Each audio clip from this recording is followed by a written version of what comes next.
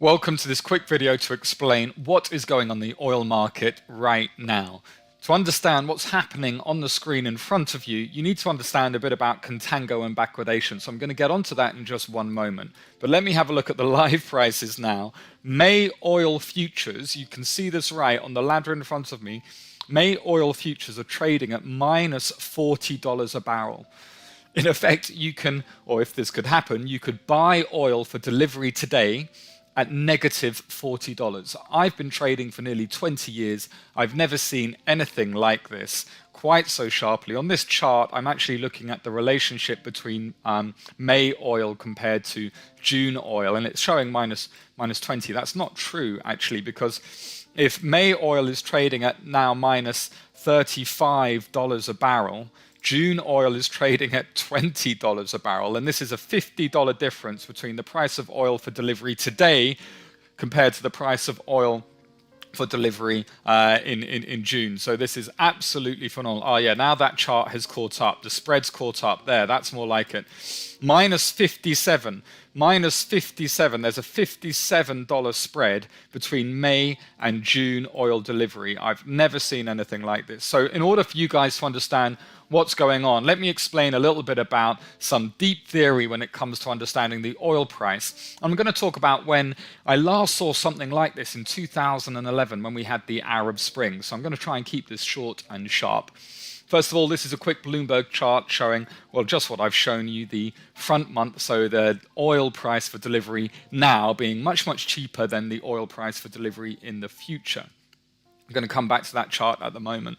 The last time that we saw something like this was in 2011 during the Arab Spring, and I remember this really well. This is when, I don't know if you remember, the fruit seller in Tunisia set themselves on fire and protest about the regime, and that spread across northern Africa into Egypt in Tahrir Square when Mubarak got deposed by the military, and then it moved into the Middle East with Bahrain and Oman.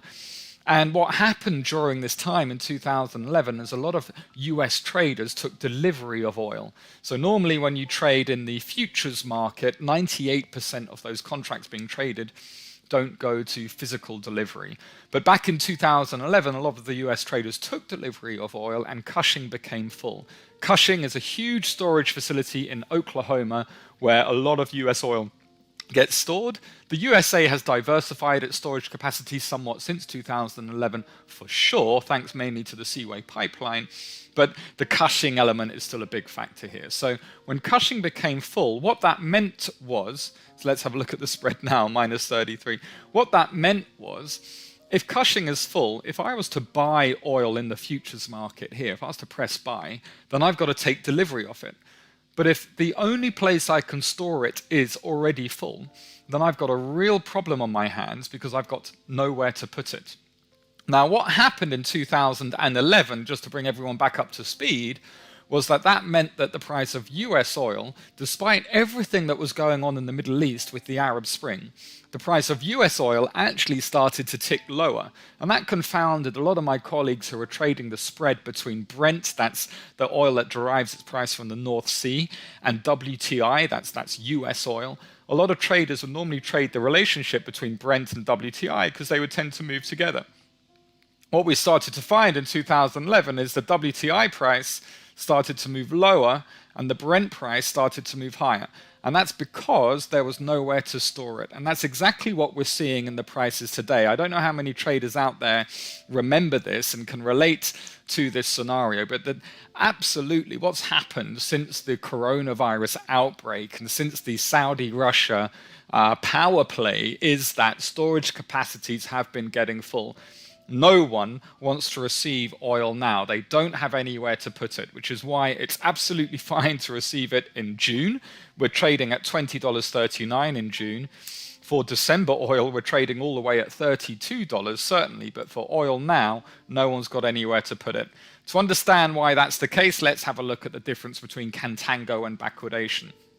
I'm going to try and make this as simple as possible. So, in a normal commodity market where you have to look after a product and store a product, you would normally have something called a cost of carry. The cost of carry is the price that you have to pay to ask someone to store your commodity for you. So let's say if you look at a product like gold. If I wanted gold today, then I could buy it today for around $1,700 an ounce. That's great. But if I went to an exchange and said to the seller, I want that ounce of gold that you've got in front of you, but I don't want it today, I want it in 12 months' time, then the seller of that gold is going to have to store my gold for me. And whilst he's storing my gold for me, he's not going to be able to do anything with the money that he could have got for selling it to somebody else. So he'll probably charge me what's called a cost of carry. And I want you to look at this chart now as like a snapshot, like a photo. Imagine this point here is now, and I'm looking for that gold to be delivered to me in a year's time. Well, obviously, each month there's a charge, there's a cost of carry, and therefore the price of gold in a 12 months' time, if I want to secure that price now, is going to be higher than if I want gold delivered today. Okay, so that's what we call a normal commodity curve. When there's a cost of carry, you've got to pay the seller to basically hold that commodity for you and pay the opportunity cost of not having sold it to somebody else. However, oil normally works differently. Oil is normally considered a market in finite supply with high demand, and rather than having this yellow normal curve, we get an inverted curve.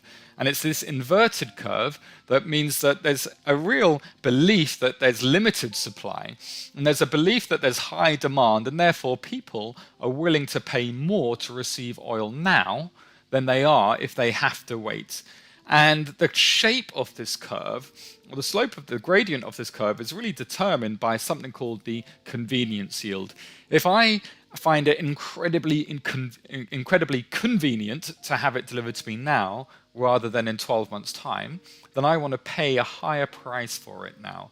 If you're going to make me wait for 5 months to receive this commodity that I believe is in high demand and limited supply, then I'm going to pay a lower price for it.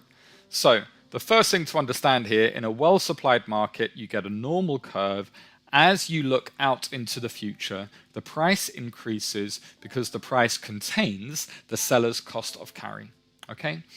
When you have a market with limited supply, the curve is inverted because the buyer is saying, even though you've got a cost of carry, I don't care. I want this now. It's an in-demand product, and I'm willing to pay a higher price for it now. So the longer you make me wait, the lower I'm willing to pay for you for the product. So that's a snapshot. If that's a snapshot, then what happens then over time?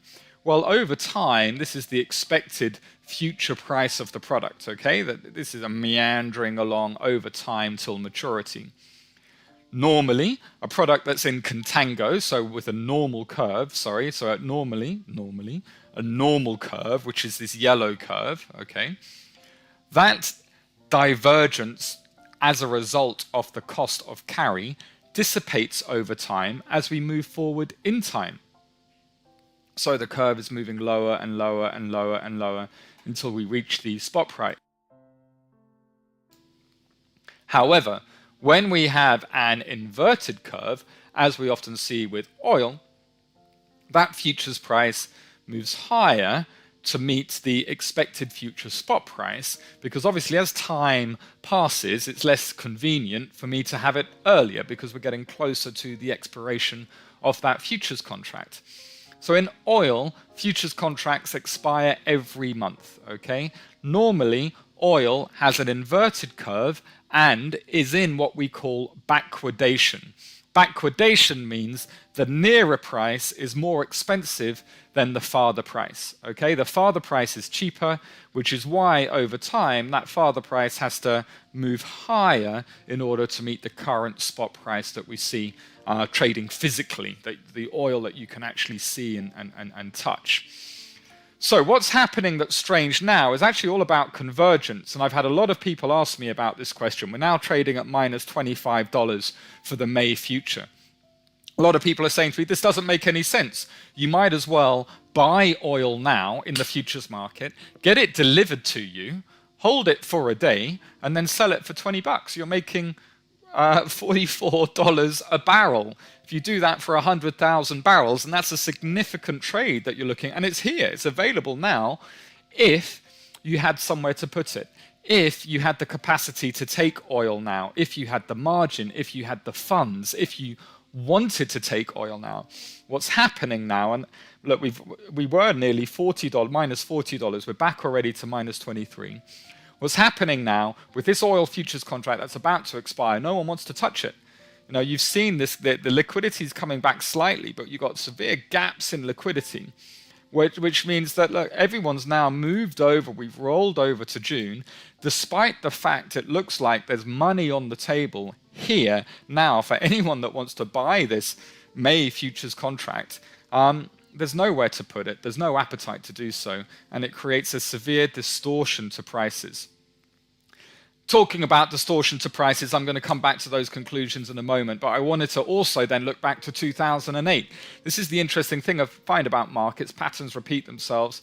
Here we actually traded nearly $150 a barrel. This is during the financial crisis, by the way.